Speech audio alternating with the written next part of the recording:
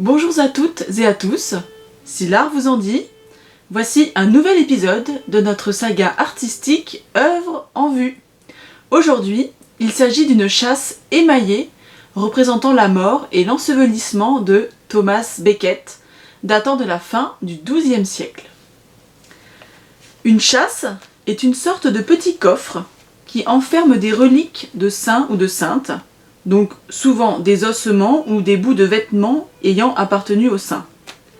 Ces reliques sont d'une grande importance pour la personne ou la communauté religieuse qui les détiennent, car elles apportent la puissance, la notoriété et elles apportent aussi du public, c'est-à-dire des fidèles, des pèlerins.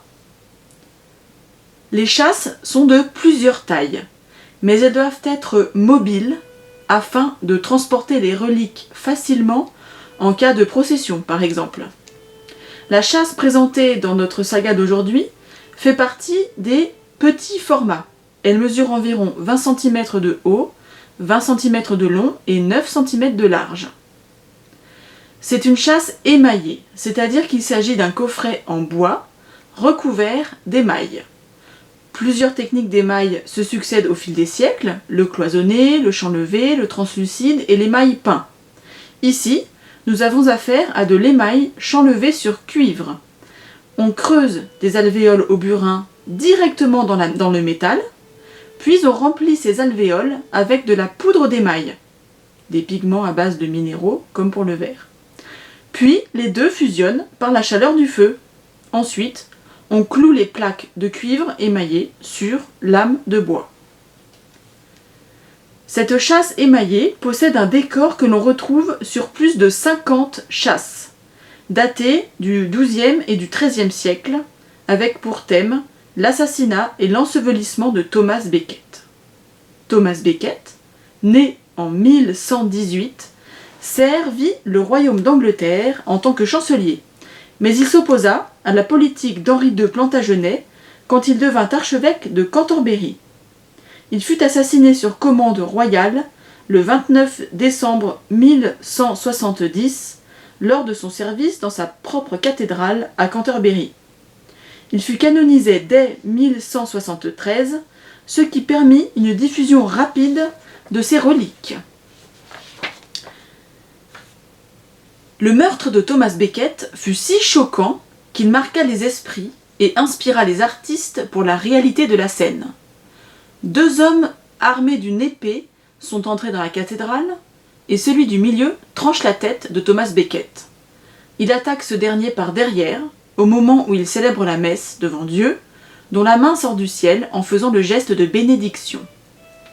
Les éléments de la scène sont peu nombreux mais très travaillés et apportent une lecture claire de l'événement. L'œil du spectateur ou du fidèle s'accroche à l'épée du premier meurtrier qui regarde la scène, la tête tournée vers la droite, donc vers le deuxième meurtrier. Celui-ci est entièrement tourné vers la droite, vers sa cible, sa victime, qu'il tue de sa main droite. Thomas Becket, lui, incline la tête vers l'autel qu'il désigne de sa main gauche. Sur l'autel recouvert d'une nappe reposent les objets du culte, calice et patène. La main de Thomas Becket est très proche de celle de Dieu, qui nous indique une nouvelle direction de lecture vers la gauche. L'œil du spectateur croise alors la croix sur hampe portée par Thomas Becket, puis la main gauche de son meurtrier, qui désigne sa victime ou fait acte de son geste, puis enfin de la main gauche de l'autre assaillant, qui désigne de l'index le haut, le ciel, ce qui crée le lien visuel avec la scène de l'ensevelissement. Sur ce qu'on appelle le toit de la chasse, se déroule effectivement la mise au tombeau de Thomas Becket. Ce dernier est enveloppé dans un drap, comme une housse, et se voit pourvu d'un nimbe qui le caractérise comme saint sur cette chasse qui renferme ses reliques. Deux hommes sont en train de le déposer dans un cercueil en l'ayant porté sur un linceul. L'homme de droite tient un encensoir, tandis qu'un évêque fait un geste de bénédiction et porte la crosse. Un quatrième personnage, vivant, tient un livre, le livre, c'est-à-dire la Bible. Des croisettes ornent le revers de la chasse, où l'on distingue le trou de serrure. sur les côtés de la châsse, qu'on appelle aussi des pignons, 2 apôtres sont représentés. Saint Paul, au front dégarni et armé d'un livre, et saint André portant une croix. Vous constaterez que ce type de châsse ressemble à une maison miniature. Toit, pignons et décorations fêtières, ici en forme de trou de serrure, font partie du vocabulaire de description.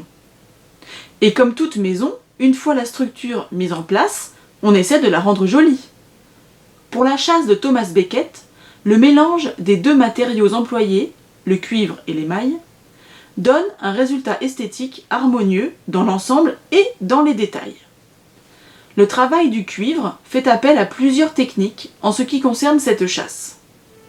Le cuivre a été doré, ce qui donne à la châsse un aspect brillant et lumineux. Les contours des personnages ont été creusés de façon à rendre les figures dynamiques, notamment les 2 meurtriers de Thomas Becket, qui adoptent une attitude dansante, et les 2 hommes qui mettent le sein au tombeau. Ils sont presque à genoux sur le sol, tandis que le linceul passe au-dessus de leurs épaules et s'étire sur toute la scène du toit, donnant un mouvement imprévu lors d'une cérémonie solennelle. Le travail sur le cuivre se traduit également par tous les détails qui apparaissent. Tous les traits gravés apportent finesse et réalité à la scène, comme le traitement des vêtements. Prenons l'exemple de Thomas Becket, habillé en évêque. Les traits gravés en profondeur permettent de différencier toutes les étoffes, tandis que la gravure plus légère ajoute des détails précis, comme les ors froids qui décorent la chape et l'aube, le motif de quadrillage pointé de son aube, ainsi que les 2 extrémités de son étole et les lacets de ses chaussures.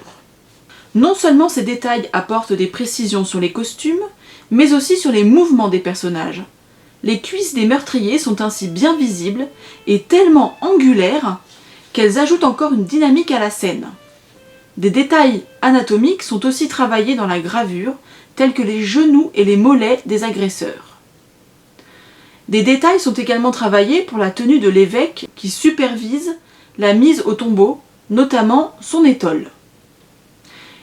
Les personnages qui l'aident à l'ensevelissement portent des tuniques à la fois légères et moulantes qui donnent vraiment du mouvement au personnage. Les objets sont également traités en détail, comme les plis de la nappe d'autel, le calice et la patène qui s'y trouvent, les épées avec leurs pommeaux, l'encensoir dans la scène du toit et le livre qui est contenu par un fermoir. Les visages des personnages, en relief, sont traités avec une grande finesse de ciselage, ce qui leur permet de traduire leurs émotions, notamment la tristesse, si on veut l'interpréter ainsi, dans le regard de l'évêque du haut, ou bien la résignation et l'acceptation de Thomas Becket. Mais ce ne sont que des interprétations personnelles. En tout cas, ces visages sont travaillés en relief, ornés par des cheveux et des barbes ondulées aux traits fluides. En dehors des personnages, le cuivre sert de décoration brillante. Il encadre toutes les scènes, que ce soit en forme de vague ou de mandorle, pour les 2 apôtres sur les pignons. Les pieds de la châsse sont recouverts de cuivre, ciselés de façon à créer un motif de damier avec un point au centre. Des petits rinceaux en pointillés habillent les contours en forme de vague sur les 2 scènes principales. Des petits motifs en forme de croix servent à décorer le fond des scènes. Toutes les parties en cuivre ont été travaillées pour apporter de la lumière, du mouvement et des précisions à la châsse. Même les clous qui permettent aux plaques de cuivre de tenir sur lame de bois sont espacés de manière régulière, symétrique et harmonieuse.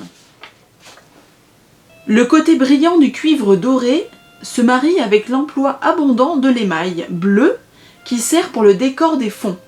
Les 4 scènes de la chasse se déroulent en effet sur un fond bleu.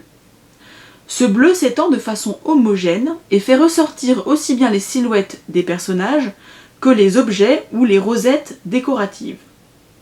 Un bleu plus clair est employé pour les rosettes, des parties du sol sur les 4 scènes de la chasse, le nuage d'où sort la main de Dieu, et 2 gros objets très importants, la nappe qui recouvre l'autel et le cercueil de Thomas Becket.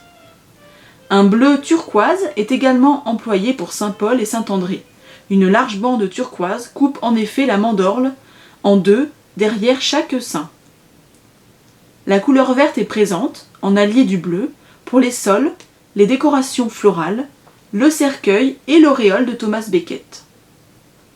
Le blanc est utilisé pour rehausser certaines couleurs, notamment le bleu lavande pour le cercueil, les vagues, les fleurs et la nappe d'autel où des petits points blancs sont visibles à 2 reprises. Des pointes de noir, de rouge et de jaune sont visibles sur les rosettes et les motifs en forme de vagues. Les couleurs sont donc utilisées avec une grande précision pour cette chasse et lui donnent un aspect vivant et coloré, en adéquation parfaite avec le cuivre doré. Bien que la notion de perspective ne s'applique pas au XIIe siècle dans l'art, les scènes sont conçues sur plusieurs plans. Le sol des 2 scènes principales est représenté par la bordure droite en cuivre sur laquelle les pieds des 3 personnages dépassent et occupe donc notre espace à nous, ce qui crée un lien entre l'objet et le spectateur.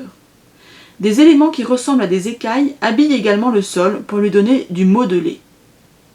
Les 2 objets posés sur l'autel semblent suspendus dans le vide ou posés sur un bord, alors que le concepteur du dessin ou de la scène les voit, lui, sur le côté bleu foncé de l'autel, c'est-à-dire le côté plat, horizontal.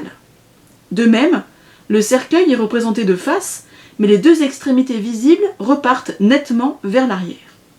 Rien que pour cette scène, on identifie comme plan le sol doré à vagues, le sol écaillé, c'est-à-dire ici la terre creusée pour y déposer le cercueil lui-même, le linceul, le mort, l'évêque, avec son bras gauche portant la crosse devant son corps. Cette chasse émaillée est un site typique de sa période de production dans les ateliers de Limoges, très connu pour sa porcelaine, certes, mais surtout pour l'émaillerie au Moyen-Âge et la Renaissance. Il reste aujourd'hui une 50aine de chasses portant l'iconographie de Thomas Becket avec quelques variantes, mais celle-ci est identifiée comme l'une des plus anciennes, produite entre 1180 et 1190, après la canonisation du saint en 1173 et la diffusion de ses reliques principalement en Normandie. La technique de l'émail chanlevé employée pour cette chasse se révèle de très grande qualité. Le style dansant des personnages et leur silhouette anguleuse évoquent encore des œuvres typiquement romanes, telles les fresques de Saint-Savin-sur-Gartempe, ce qui justifie une datation fin XIIe plutôt que XIIIe. L'adéquation entre cette chasse et l'iconographie qui l'habille est parfaite. Sont transportées et protégées de cet objet des reliques d'un saint dont la fin tragique est racontée dessus. A bientôt pour un prochain épisode, œuvre en vue.